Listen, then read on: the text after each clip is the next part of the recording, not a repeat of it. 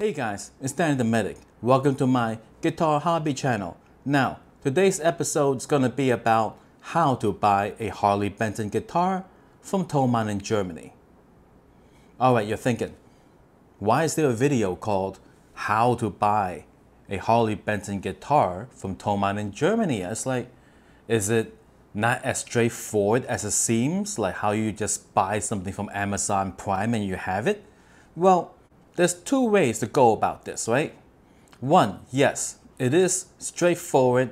If you log on to Thomann, you order the Harley Benton, it shows up at your house, you have completed your goal. You have purchased a Harley Benton guitar from Thomann in Germany.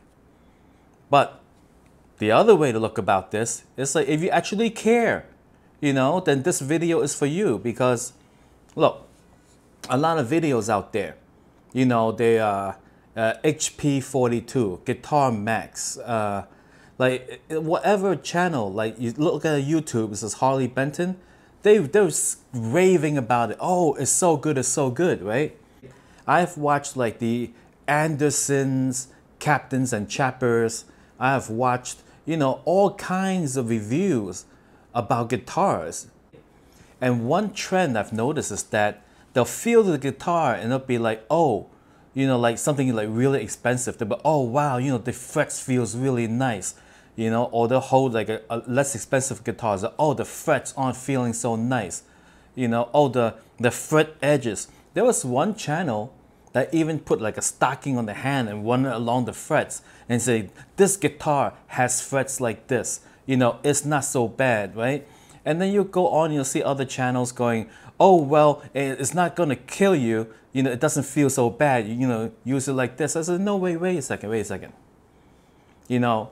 Those traits are not inherent in the guitar. Those are things that you have to address yourself, right?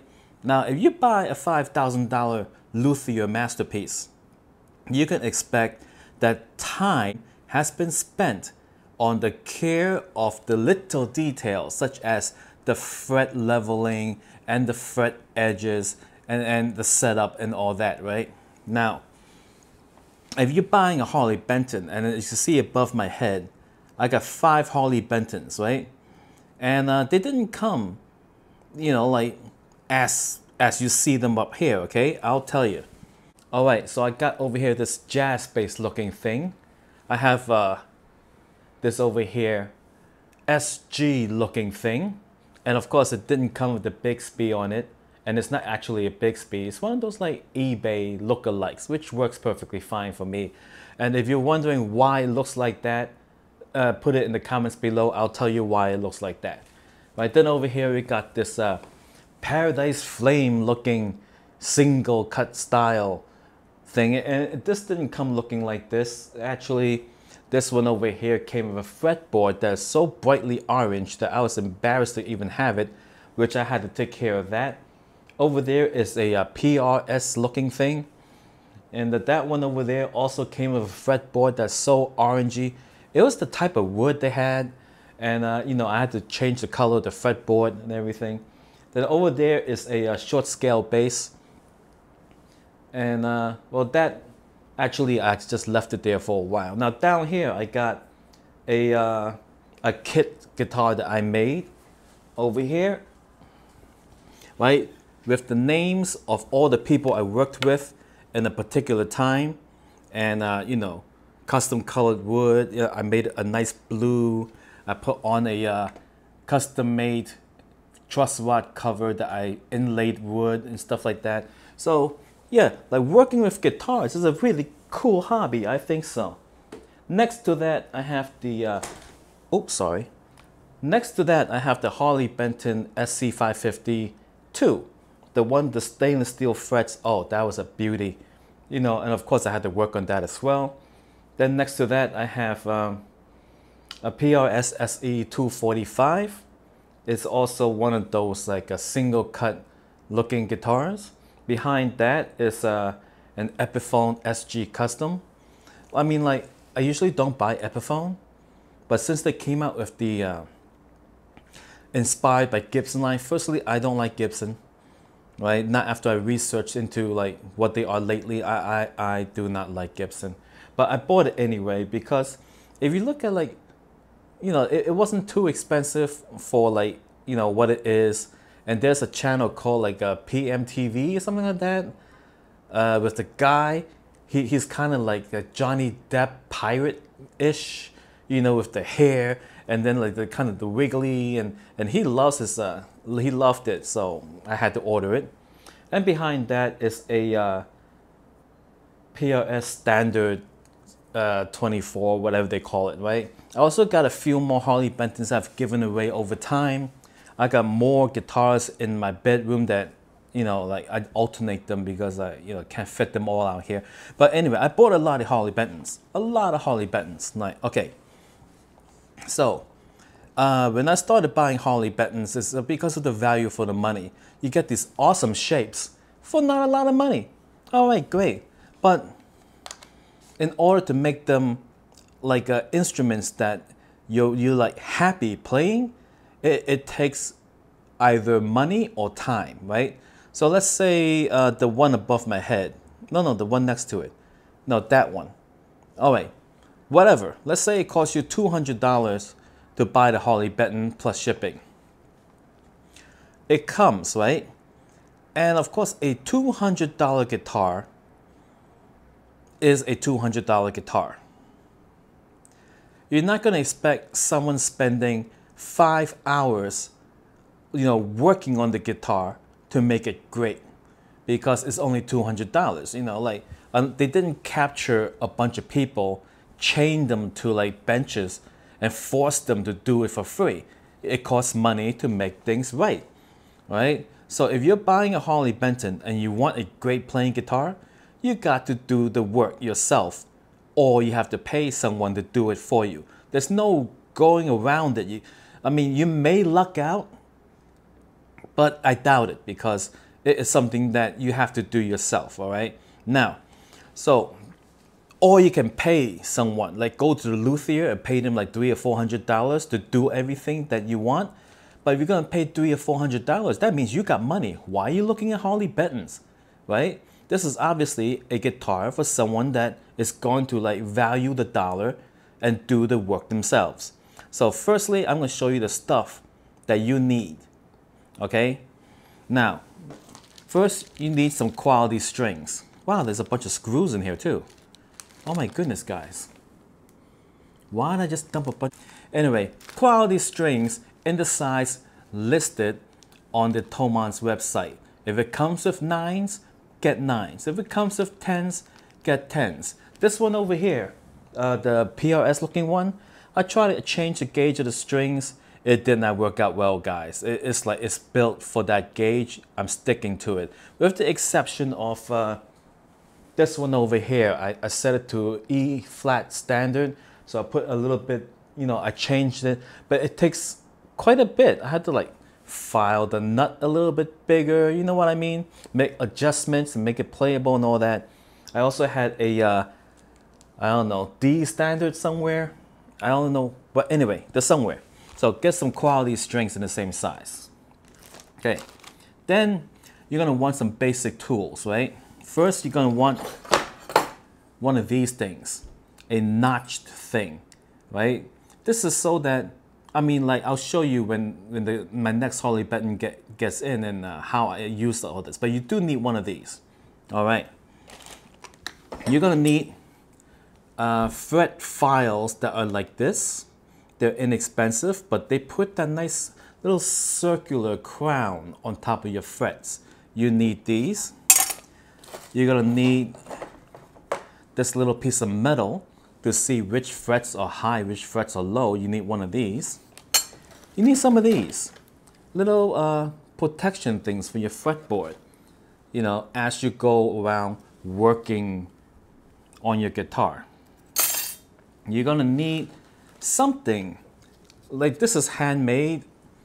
Is actually a ruler, because I wanted something like extremely flat so I can do just a whole bunch of file all the frets at once. And this is something I just glued some sandpaper to on a ruler. It's very flat, guys, very flat. Then you want some of this. The heck is this thing? Then you want something to measure your string heights. Why is there some green stuff stuck on it? All right, you want to get one of these like string height measuring tools. Then you want to get a sanding block of sandpaper, right? What kind of grit is this? It doesn't even say. Maybe it's 600, 800 or something, you know? Definitely not a polishing grit. It's to remove material, right? A sanding block or sanding sponge, which is different from sanding paper. You're gonna want sandpaper. Here I got some 400, a little corner of that. Over here I got some 1500. I got, oh, nut files. Let me show you. Here you go. It came apart on me, but they're like different little pieces of nut files. So it's like a piece of metal that is kind of got like little teeth in it. And then you just select the size of it, like along your string, just to like, you know, make the nut nicer, right? Then I got over here some polishing rug and cloth because you need to polish your frets. All right. So after you get all this stuff, and then maybe additional stuff, right? Now, for example, when you get your Harley Benton shipped in, right, the one that you choose, do nothing with it first, right? You got to look it over for blemishes and damages and anything wrong with the guitar itself, like twisted neck and like a net angle not set properly, tuner screws that's stripped, you know, inspect the crap out of it, and then you send an email to Thomann with everything you found, including pictures, right? Because they will give you money off, or if it's bad enough, you can convince them to like, you know, have it shipped back to them because they sent you something bad, okay? Now, for example, this one and this one over here came with fretboards so embarrassingly weird that I had to darken it, right? So had I had put conditioner or oil on the fretboard, that just ruins everything, right? So don't do nothing with it, right? So what I did, I used the vinegar and steel wool solution, and you can find it on like searching YouTube, right? And how to make fretboards darker. So I did that to this one. I also did it to my PRS SE over here. See, nice and dark, right? This fretboard wasn't this dark when I got it. I was like, you know, it could be a little darker, you know, so I made it darker. All right. And right, there's also something else you need. You need a fret edge file.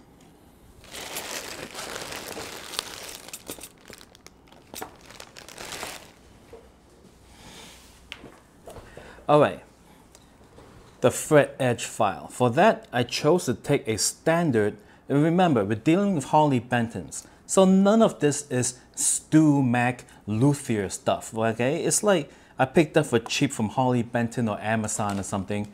This one is a regular triangle file for metal, of course, which I took another file, like a diamond file, and I filed down one side of the triangle really smooth. So if I were to do this, it does not cut straight down, but the edges of the file is still there.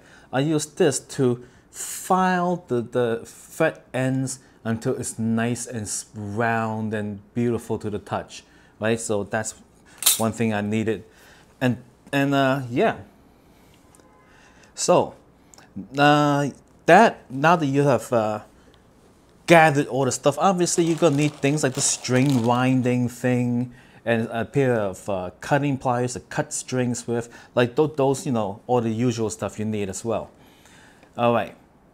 And of course, this is unscripted, so I'm just telling you off the top of my head. What else do you need? Right? Harley Benton also have a Plex service, 167 US dollars. So I mean, like, if you're gonna buy like a $167 guitar, are you really gonna spend another $167 on the Plex service? You know, I rather do it myself. I'm not that I have a Plex, but you know, I can make the fretboard nice enough for my standards. You know, it doesn't need to be within a 10,000ths of an inch, you know, yada yada yada.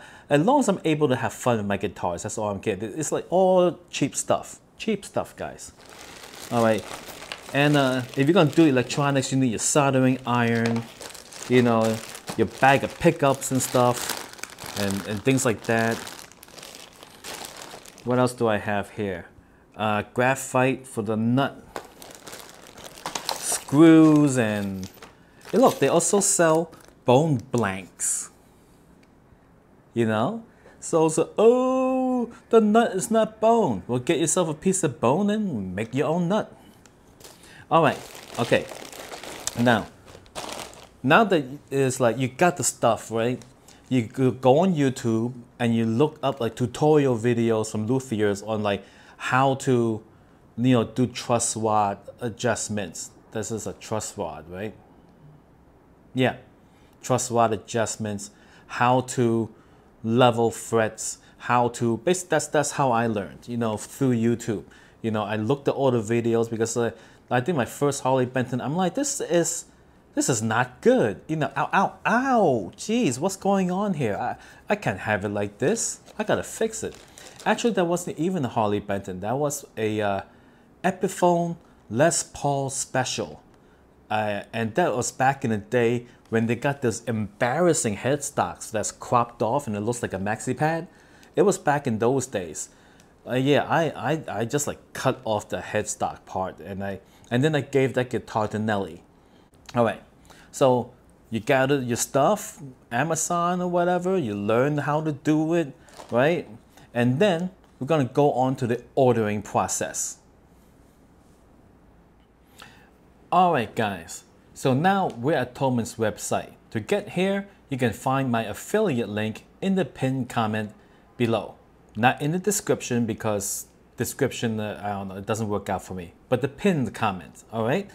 Now, so let's say you are looking for a Les Paul alternative, right? So we'll go over here to electric guitars, and they call it the single cut. Over here, single cut. All right, now on the left side of the screen, you're gonna click expand and just choose Harley Benton as the brand. So we're gonna set the view sorting to from popular to low to high, right? Low to high, so you see this cheapest stuff first, right? Now, I would suggest avoid the cheapest of the cheap stuff, okay? Because I got the cheapest of the cheap, and actually it wasn't so great, right? When people say Harley Benton, you think about like, wow, you're getting all this for the money? That doesn't exist on the cheapest ones, right? So you're looking for 2 to 3 times the price of the cheapest offering. So we're gonna speed up, go around, so about what, 70, 140, right? So around the 140 level, we got, let's say, this over here, Harley Benton SC450 Plus VB Vintage Series. You click that, right? And let's take a look at the specs. Let me see, AAA flamed maple top, mahogany body, set-in neck is Okumi, yada yada yada. Now, a good giveaway to whether or not that guitar is worth buying from Thomann, the Harley Benton, is if the strings are brand name strings. So never mind this one, let's go check out another offering. All right, so here we have SC552 is the one I have for here on the bottom shelf over here. $245, guys. So that is about like 3 times the price of the cheapest offering, right? Give or take, about, right? Well worth it because you're paying a ton of money in shipping anyway, and $245 for a guitar is not bad, right? This is pretty good. Let me show you. It's got all the way in the bottom here, factory strings, Diodario EXL 110 set of 10s. All right. Now this is an indicator that this is going to be a pretty kick-ass guitar. All right, because like they put quality stuff in it, like deluxe bridge, deluxe chrome hardware, like the better quality stuff. They got the better pickups, have a graphite nut over here, like stuff that you really want.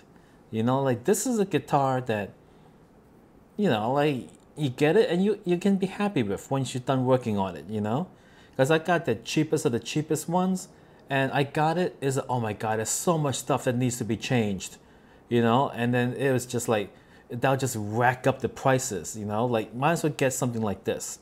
I'll show you another one that I have. It's called the over here, the one with the ridiculous setup over here.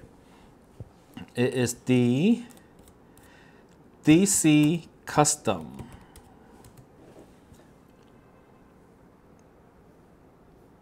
Cherry. Here, this is it. 205 bucks, guys. All right. So I got this because it came packed full of features. It got mahogany body, mahogany neck.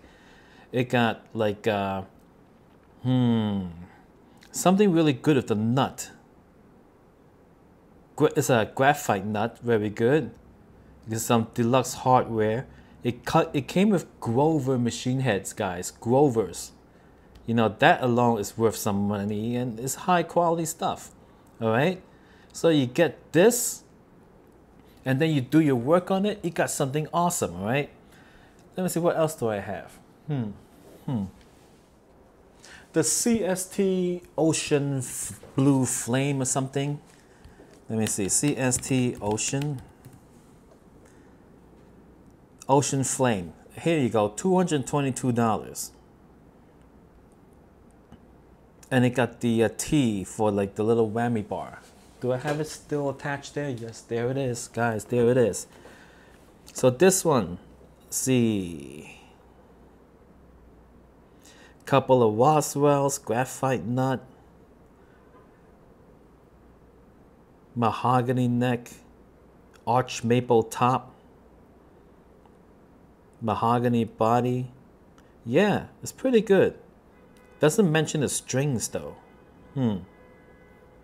But yeah, the specs are pretty good. So let me show you something that I would tend to avoid, right? Let's go to the guitars and basses, electric. Let's say you want a Strat. So we go over here, Harley Benton. And then you go to popularity, make it low to high. So as you can see, the cheapest Strat you can get is this ST20 Standard Series. I actually purchased this exact one, and I did not like it, guys. The fretwork was kind of crappy, like the E, the high E or the low E, whatever, the thin E, right? The thin E would get caught in between the fret end and the board. I was just like, oh geez, I gave this one away. But yeah, let's check out the specs, right? Basswood or basswood, whatever you want to call it. Maple neck. Let me see, modern C. I mean, like, it was just not satisfactory to me. It's 66 bucks. I think I got this one back in the day when the Thomann shipping was about $35 for up to 4 guitars or something ridiculous like that. So I said to myself, 66 bucks, why not? Throw it in there, like what? And then when they came, I had to work on it. I polished the frets, I leveled everything. I was like, it's not worth my effort. Because these frets, they didn't stay polished really well. They tarnished easily. Then it gets sprouty. And then I just like, you know what? I gave it away. Right? So yeah, I don't recommend buying the cheapest of the cheap. Right? But yeah, I mean, it looks good. Right? Whereas, for example, like I might pick up a Strat type guitar, and I would not get the cheapest one. I'm thinking about getting the one that looks much like a 1958 Fender, like from back in the day, right? It kind of looks like one of the first ones, except it has a little bit of color in the sunburst. So that would be something like, let me see. Oh, no, that is still the cheapest of the cheap one. You don't want that. Let me see. Now we're getting into these. This one's not bad, but I don't like the really dark fretboard on this because like it just looks weird. I want to get something that looks exactly like, here we go, the ST62 vintage series for 115 bucks. Now for 115 bucks, it ain't gonna be like, you know, the wow factor, but then these are strat copies, you know. It's like, how expensive are they gonna get, you know? I might pick this one up. It got 3 Waswells. All right. And even if it doesn't sound good, I don't care, you know. It's about the fun of having like a collection of the classic shapes for me, you know. That's fun to me. And especially when it's not expensive. 115 bucks? Why not? All right. I'm going to add that to the basket. Bam. All right. So now let's talk about shipping, okay?